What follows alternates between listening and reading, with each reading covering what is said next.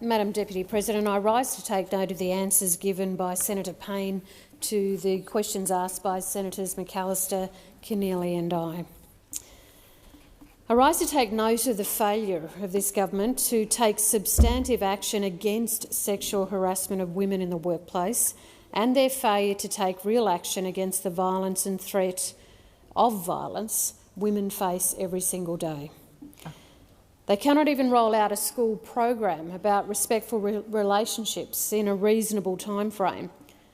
Not here in this country. These are the words of the Prime Minister yesterday in response to the thousands of women who rallied around Australia in protest against violence and harassment. To say enough is enough. To call for leadership, national leadership on this issue, which should be a turning point for gendered violence issues in this country. Instead, we get told we should be lucky, grateful even, that we aren't shot when we take to the streets to protest this, that we should be grateful our cries of protest against violence aren't met with violence. Not good enough, not nearly good enough. Because we have a history of meeting calls from women, pleas from women to stop the violence, of meeting these calls with violence. Women know this. First Nations women in particular know this. And I'm not going to talk about the statistics because I want to talk about the women. The people who, in their own words, aren't just numbers. Some of you may remember a group of First Nations women from Central Australia who came to Canberra 3 years ago to bring us their message about combating family violence and their calls for support. These women were from the Tangentyere Women's Family Safety Group, and they spent days here in Parliament House meeting with senators, meeting with government ministers, telling all about the work they do on the front line of family violence in Alice Springs. And these women, Madam Deputy President, in 2017 organised the largest women's march in Central Australia to protest against and draw attention to violence against First Nations women. It was sparked by anger and frustration when one of the friends of the family was badly injured by an intimate partner. Yet her near death garnered no headlines, no comment, no outrage. However, more than 300 people joined in the Alice Springs action to highlight Aboriginal women and children and families who are living with, injured by, or dying from violence.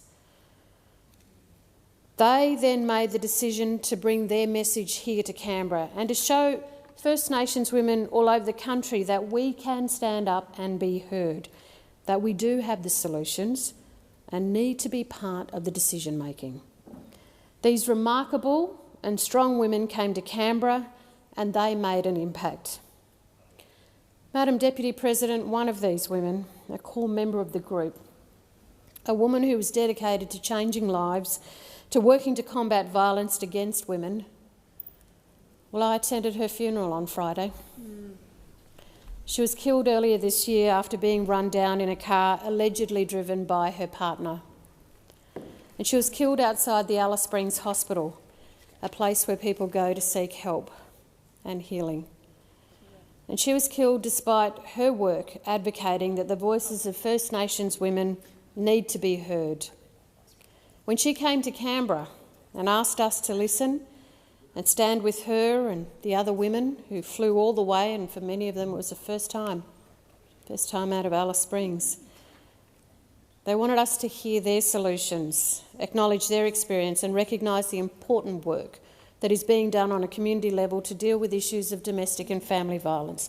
And she urged the government to listen to a wide range of First Nations voices regarding family and domestic violence issues and commit to genuine collaboration and partnerships with women at the community level when making family and domestic violence policies.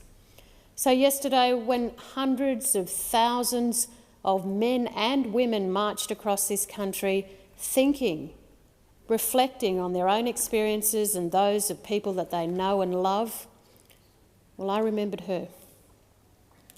knowing that she came here 3 years ago to ask this government to act. And 3 years later, we still have a government that won't listen, that won't act, and turns its back, just like we saw today.